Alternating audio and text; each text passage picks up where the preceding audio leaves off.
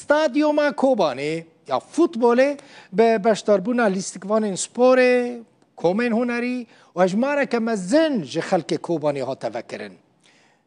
دیار حسین برپرس سپور لستادیوم شهید باور آگر دبیجه ستادیوم وان لسر آستا باکور روجلات سوری و روج آوای کردستان یکمینه اف ستادیوم کوبانیه.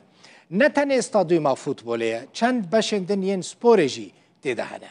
دیار حسین گوت و ناوندن اتلت فیتنس و اکادمیین پرورده کرنا زاروکان لستادیوم بین زیده کرن.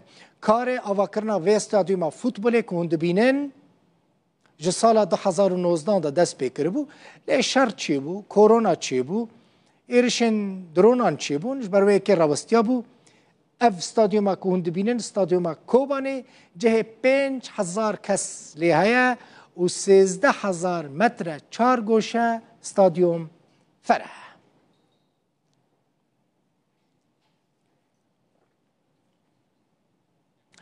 نویسکار و روزنامه‌وان جتیای کرمین جعفرین عنایت دیکو که بری چند روزان گران نخوش کتبو را کربون نخوشخانه ایرو تماشاوان نجاز پیر آخفیم روشاوی باشه چویا مال و کیف مهات براستی هیویا سلامتیه که دمدرش جه عنایت را دخواست.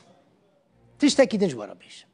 دوهم من پروگرامک لسر رادیوی ایروانی بلاف کربو من گرینگ دیت هنک کسان به بیر بینم الویداری تماشاوان نیجا که خدمتک مزن در رادیو دا کرنه کینه وکه جاسم جلیل، جمیلا جلیل، خلیل مرادوف، احمد گوگه، کرم اسد و آزنیوا رشید.